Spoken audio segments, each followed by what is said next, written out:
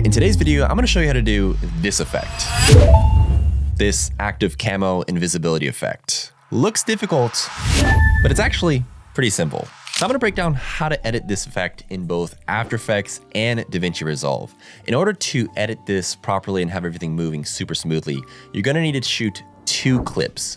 One clip you're gonna shoot just with yourself in your position, and the second clip you just need a clean plate. A clean plate is basically just your background without you in the frame. You're gonna need this later to create this displacement map effect. An easy way to do this is just to shoot what you need to shoot and then leave your camera standing on your tripod and then move out of frame so you can just keep recording and use that later. First, let me hop in After Effects to show you how I edited this clip. All right, so here we have After Effects open, and as you can see, I just have, well, actually I have 3 layers here. One is the actual effect, which I just have for reference, but we have the background clip here, and then we have myself speaking. And as you can see, I'm just speaking in my clip here, and then if I turn this off, I've just layered this on top of each other. The regular background layer here, which is, again, I just let my camera roll, nothing crazy, and then I've got me speaking in the same exact position, not moving my camera at all, and I'm just going through my motions. So the first thing you'll need to do is you'll need to rotoscope this particular clip. So all I need to do is just double click my clip here, and then I'll go into the roto brush tool,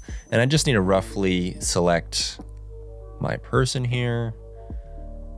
And then if I need to add, I can just add certain areas. If I need to subtract an area, just hold on Option, and this little red area, you can just paint out the areas that you need that you're gonna rotoscope. Looks like that's a good general outline. This doesn't need to be perfect. And the next thing I need to do is just press freeze. All right, so now that I've rotoscoped my person out, or myself in this case, the next thing I need to do is I need to add a couple simple effects.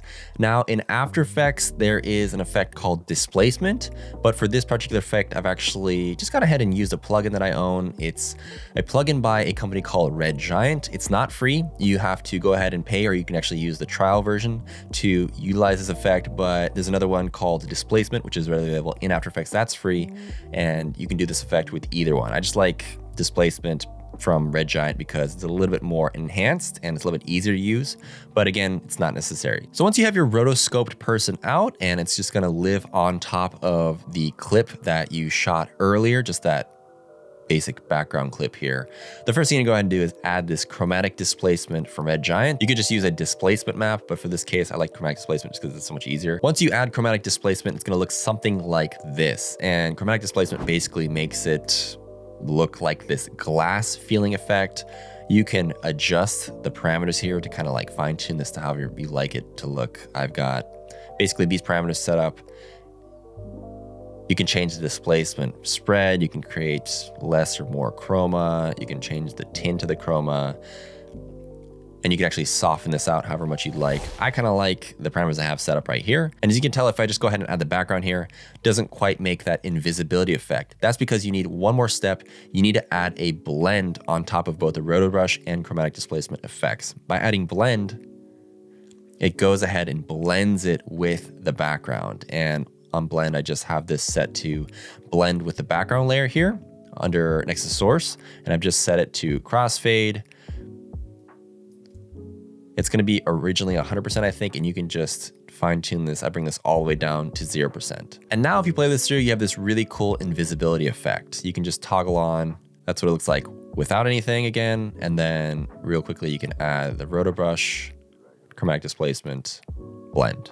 And then you've got this really cool invisibility effect. And you can then go ahead and, I'll show you later, but you can blend this by kind of like masking it out in Premiere Pro and adding sound effects, and it looks really cool. A great way to spice up this effect is through motion graphics and presets, both which are readily available through the sponsor of today's video, Motion Array. I've been using Motion Array for years, whether it's motion graphics, transitions, or even that hit preset I used for the intro of this video. It's one of those things that just make your edits feel more polished without spending hours keyframing everything from scratch. They just added a huge update to the motion graphics category, and honestly, it's just making everything a lot more streamlined. These assets come pre-keyed, so you can just drag and drop them into your timeline and move on. No cutting out backgrounds, no weird alpha channel issues, just drop it in and you're good. Additionally, they've teamed up with Ariel Costa, who's worked with Netflix, Adidas, and a host of other amazing brands to drop a collection of motion graphics that's only available on Motion Array. I've taken a look through the assets and they're really high quality, and I think you can get a lot of use out of them. I've been using Motion Array for a while now, mostly for things like animation animated overlays, graphics, or quick transitions when I don't feel like building them from scratch.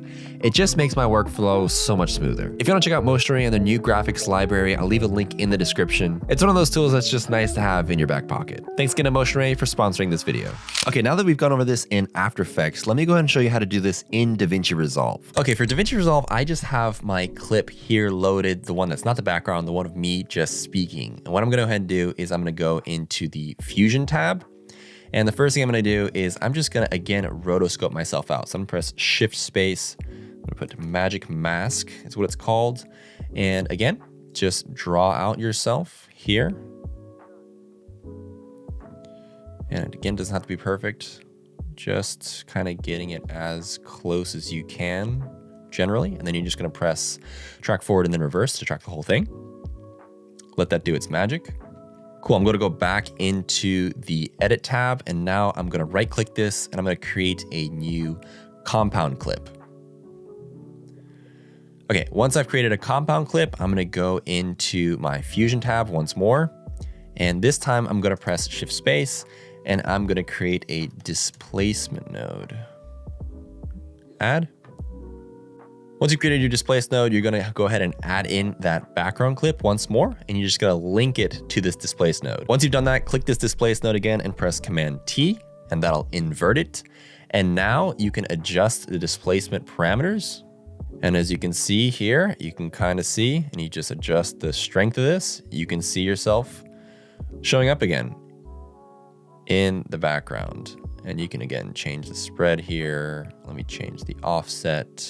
But basically here you have the same effect. This obviously isn't as dialed in as the After Effects version, but the whole concept remains the same. You can go ahead and adjust this, fine tune it, and you're gonna get this exact same sort of invisibility fusion clip that you now have, you can play around with and just adjust it to your liking. The final step is, how do I make this believable from invisibility to your actual regular clip? And this is where you can go ahead and do a lot of cool things with masks. Let me just play this with sound effects.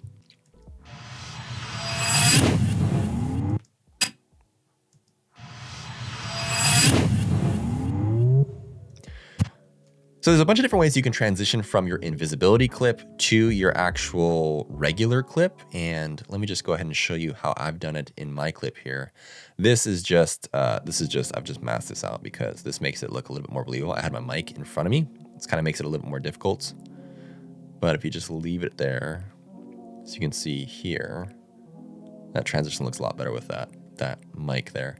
Let me just go ahead and show you what I've done here slowly. All I've done here is I've just created a crop, and I've just keyframed this crop with a little feather, as you can see here, over a few frames, and I've just brought it down from top all the way to about 80%. And I'm just basically just using the crop. Again, crop is one of these effects here. You can just keyframe a crop more or less, as you can see here, and just time it over a few frames. Another way you could do this is you could literally just keyframe an opacity and Gaussian blur, and you could just go from your clip here and transition into yourself being this active camo effect. And these coupled with, again, let's just watch it without any sound. Believable, but not as believable as with sound.